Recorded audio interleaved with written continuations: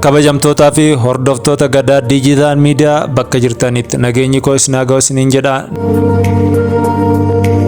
Namoonni chaanaalii kana subscribe godhaan affeerraa kooti. Egaa torbaan darbe waa'ee table of content irratti barnoota gabaabaa tokko isiniif kennee jira. Guyyaa har'aa immoo barnoota baay'ee barbaachisaa tokko ta'e kan isinii kennu ta'a. Innis waa'ee page of numberiti. Page number akkamitti kenninaa kan jedhu barnoota koo isa har'aati. Video barnoota koo kan jalqabaa irratti waa'ee baafata yookiin table of content irratti hubannoo gaarii akka argatan abdiin qaba. Namoonni isan daawwanne isas daawwadhaa isiniin jedha. Kan har'aa immoo adduma hanga xumura isaatti na hordofaan affeerraa kooti. Akkuma beekamu table of content yeroo baafnee kaanee tokko paperii saniif jechuudha assignment jennu sanaaf page number kennu nu rakkisu ni jira. Kanaafuu akka sirriitti isinii galuuf yeroo assignment tokko jennu yookiin term paperii article case study akkasuma immoo researches yeroo jennu table of content karaa automatically ta'een baafnee kaanee yeroo nuti page number kennu nu rakkisu jira. Kanaafuu page number yeroo kennu kutaa sadii gargar qoonnee ilaaluu qabna jechuudha. Page number kutaa sadii qaba. Inni tokkoffaan cover page jedhama. Inni lammaffaan immoo abstract table of content and acknowledgement jedhama. Inni sadaffaan main body dha. Chapter irraa kan eegalu jechuudha. Eessarraa kaanee hanga eessaatti roman number kennina. Egaa assignment keenya keessatti kan page number hin barbaachifneef isa kam kan jedhus video kana keessatti argitu jechuudha. Kutaa sadaffaa akkuma qoodee isinii ibse. Egaa jalqaba irratti cover page dha.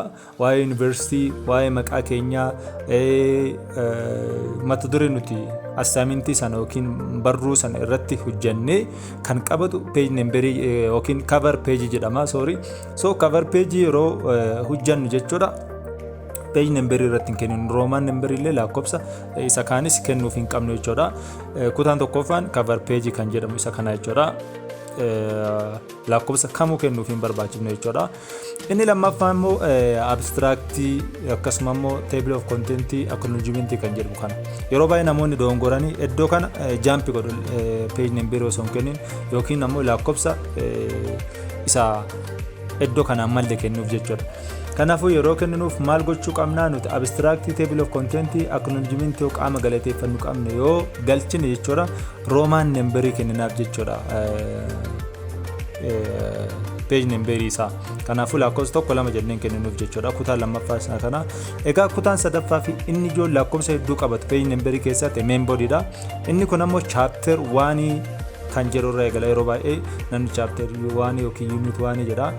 Egaa qabiyyee assignment isaa santu murteessa.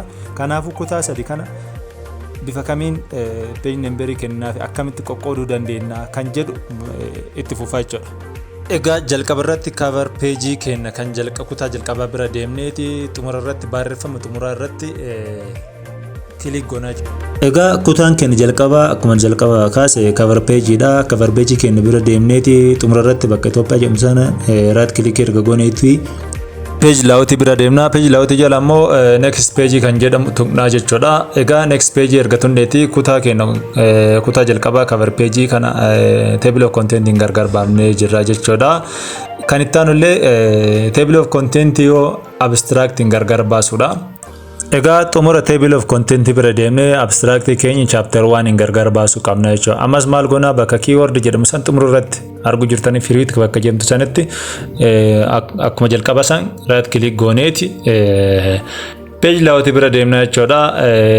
Erga page layout bira deem break jira. Break erga tunneeti next page bakka jedhamtu san tunnaa jechuudha. Maal goone amma abstract fi chapter 1 keenya gargar nuu baanee jiranii jechuudha. Argitanii sirriitti hordofaa step tokko yoo hojjanne kan lammaffaa sun nu rakkisu jechuudha. Erga akkas goone maal goona bakka nuti page kennuuf sana kutaa kenna tokko lama jennee jalqaba baafna. Amma fakkeenya isinii fudhee introduction jalatti yookiin chapter 1 jalatti xumura irratti double click goona. Erga double click goone booda maal taana number page number bakka jedhamu sana bira deemnee format page numbers bakka jedhamu san tuqnaa jechuudha. Faayilii jala sana booda maal goona number formatii kenna tokko lama sadii kenninaaf. Sana booda lakkoofsi nuti kennaa jirru kun page numbering kun meeqarraa eegalu kan jedhu introduction yookiin chapter 1 kenna tokkorraa eegalchina jechuudha. Akkuma argitan kana formatii lakkoofsa keenyaa maal goone tokkorraa eegalchiifnee jirra jechuudha. Yeroo tokkorraa eegalchinu ammoo foormaatiin lakkoofsa keenyaa gidduurra jira. Egaa xumurarra jira. Foormaatiin lakkoofsa nu kenninuun gosa hedduu qaba. Kan barbaadnu filachuu dandeenya jechuudha. Kan gama bitaan jira, kan giddu galeessaan jira, kan xumurarra illee jira. So isa kanaaf maal gochuu qabna? Gidduu irratti dhaabneet kenninaaf jechuudha.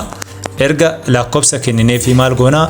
Egaa hordoftootaa fi kabajamtoota Gadaa Digital Media akkuma argitan chapter 1 kenna page number kenna kennineefii jirra jechuudha. Lakkoofsa meeqarra? Lakkoofsa tokkorraa foormaatiin lakkoofsa kennaa gidduudhaan eegalaa 1 2 jedhee eegalaa jechuudha chapter 1. Kan nuuf amma maalidha? Kutaan tokkoffaa cover page dha. Cover page akkuma beekamu hin kenninuuf jechuudha. Kan nuuf maalidha? Abstract fi table of content dha. Kana keessatti ammoo akkuma argitan acknowledgement hin jiru. So maal gochuu qabna? Table of content keenya xumurarra geenne roman number kennaa jirra jechuudha. Cover page taanse table of content jira akkuma argaa jirtan kana. Egaa ammallee isi jala deemne kutaa jalqabaarra double click goone page layout seenna jechuudha. Salphaadha. Page layout erga seenneeti maal goona? Egaa gara bitaarratti page numbering tunna. Egaa page numbering yeroo tunna formaati diqqaa kana nu kenna. Chapter 1 tokko 2 3 jennee formaati isaa kenneef jirra. Kan amma roman numbering goona starting from roman number 1 kan jedhu argatuun neeti okay jenna.